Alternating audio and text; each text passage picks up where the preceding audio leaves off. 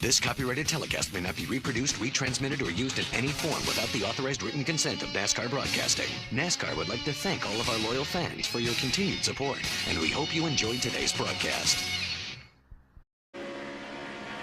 But Darrell, depth of the track is the hottest it's been since these guys have been here. We got one all the way against the wall. David Reagan in the 6 car. And caution will wave. He got up high, Larry. We've seen that time and time again.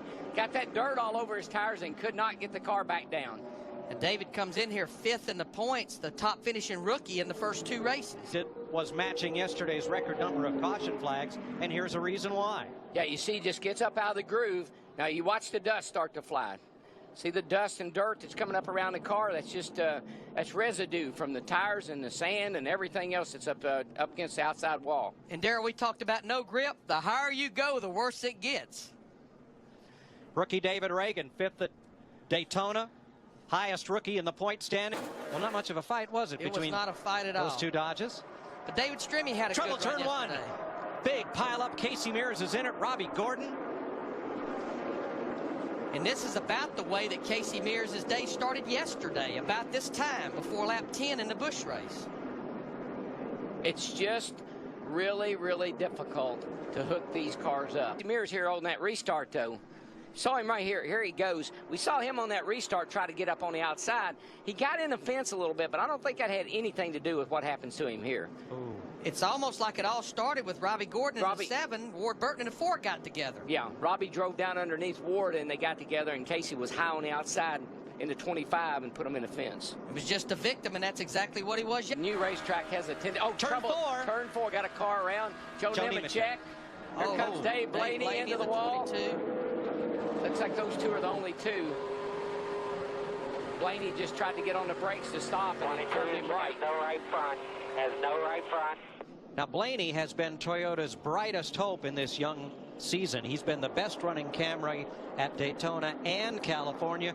He's one of only 2 Toyotas to make the field here, and it looks like his day is over. Yeah, he's been talking about it. The cars just, they just turn sideways all at once, and there's not a whole lot you can do about it. See, that car's already stepped out right there. Of course, when somebody runs into you, that helps. That's a different story too. But Darrell, I think when it stepped out, he had to get completely out of the throttle. Yeah, he had to get out of the gas. Junior and the number 8 car. Spinning down the front straightaway, rookie Eric Almirola, the Joe Gibbs development driver, who qualified this number 80 to race today, and might have just made a little light contact, maybe with the outside wall, as to earn this opportunity to race a Nextel Cup. Just gets around with him. We've seen that time and time again. If he'd had the wheels turned, well, no, that was not anything he could do with that. That was a good job to minimize the contact. Into the top 10, Clint Boyer. In Richard Childress's 07. Christie, he was the fastest car in practice yesterday, and now he's in the top 10. Yes, he was, and in fact, in the last few laps before that last pit stop, he was the fastest car once again. Remember, he had that problem earlier, but they got that all worked out. Now, like a good blackjack dealer, he has just had to shuffle his way through the field. He is doing just that. The car is just where they want it. In fact, he said earlier in the race, he was really good center and up off, and he said that is where we are going to wear them out all day long. Caution is out. Johnny Sauter. He pounded it off of 4. Yep. Get down there. Get down there. Sudden impact. Plastic booty, just too loose, dude. From under the car. I'm sure it broke the rotor because he pounds it real hard. You see, he gets the back end around, and then it snaps right into the fence. And it was a hard lick. Or Reed Sorensen in the 41 just getting by. You know, men going to do a whole lot of good. Turn 4, Kyle Busch. Kyle Busch around in front of a whole bunch of cars. Nobody hits him. He doesn't hit anything. Safe. We're fine. Denny Hamlin, the 11, Montoya, the 42, and Joe Nemechek, the 13, who's back out on the racetrack. Watch this. This is this. I mean, Jeff's just sat here and watch. Now listen. Still clear. Nice job, buddy. Nice job. Keep coming. Keep coming. Cautious out. Now Burton got some damage, didn't he? Share our thoughts with you when your answers come up. See Jeff Gordon, our leader in the 24 car. Turn 4. Caution out. Caution. Paul Menard in the 15 car. Boy, it's a lot better spin today than he did when he was qualifying. The left front damage. Got a little left front damage. Didn't hit very hard at all, but yeah, just flat lost it. Menard coming up out of the NASCAR Busch Series after having a good bit of success in open wheel. Brings out the caution flag. This would be the 7th one of the day. You see, gets up there and the car just gets out from under him. Doesn't really hit the left front that hard, just kind of scrapes it. That was. But for Clint Boyer, guys, that don't look too good for him. Clint Boyer pounds the wall in turn number 2, and that will put us under the 8th caution of the day, Jeff. Boyer, who was fastest in yesterday's practice and who came from a lap down to come back and lead this race, is now going to limp back. It's junk. Go to the garage. I'd say it's that dreaded lack of grip. Just got down in there, and right where you want to rotate the car and make the turn, just jumped. Has led the most laps, Jeff Hammond, but Jimmy Johnson may lead the most important. He may lead the most important, but right now we got a problem around the racetrack. We got a caution, Casey Kane, to bring it out our 9th caution of the day, Mike.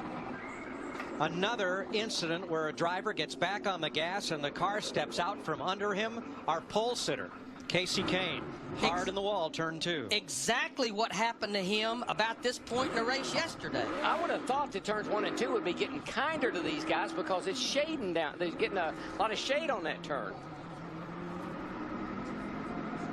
But you know what it shows? You can hang on to these things for a while, but you just can't hang on to them all day when they're not right. And he was in a bad situation there, Darrell, to the inside of David Gilliland, the 38. If you want to know what sucked around means, well, that's what it means right there. He got sucked around by the car on the outside. Break by not having a single file restart. That's Elliott Sadler just in front of Dale Jr. And by not having a lot of cars left on the lead lap. 5 laps to go, and Jeff Gordon seems to have nothing for Jimmy Johnson.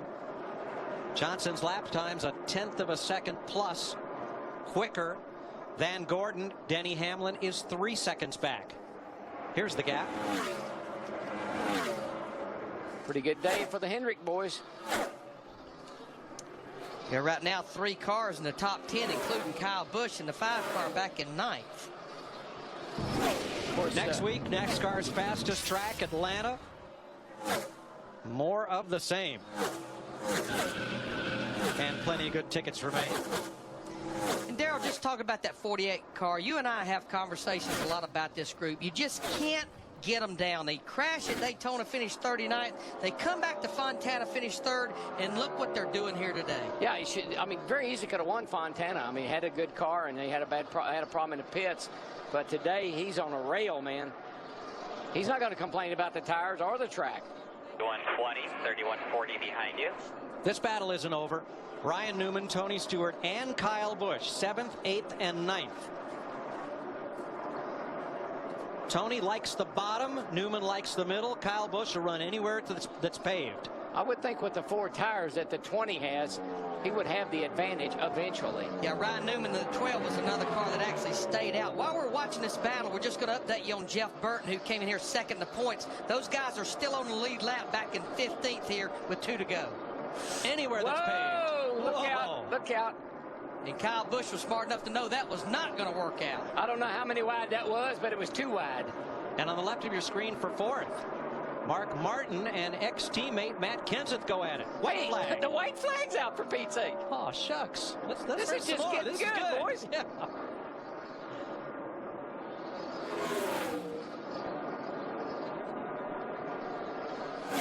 You believe how hard? You just can't imagine. Not bad. I think we'll keep you for a while. Chad Knaus to Jimmy Johnson. He's going to win this race by 2 seconds. Can you say Go. Yes, we can. We got you. Bring her home, dude. Jimmy Johnson wins the Uaw DaimlerChrysler 400, his 3rd Las Vegas victory in a row. Cha-ching!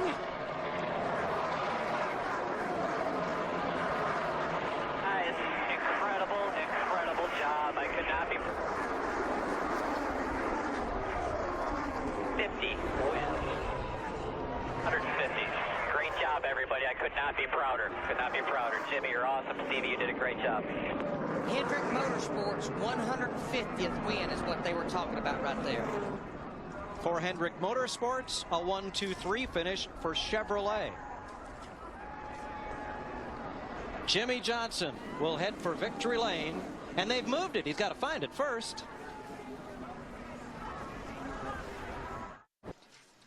This copyrighted telecast may not be reproduced, retransmitted, or used in any form without the authorized written consent of NASCAR Broadcasting. NASCAR would like to thank all of our loyal fans for your continued support, and we hope you enjoyed today's broadcast. The following is a paid advertisement for The Magic Bullet, brought to you by Homeland Housewares.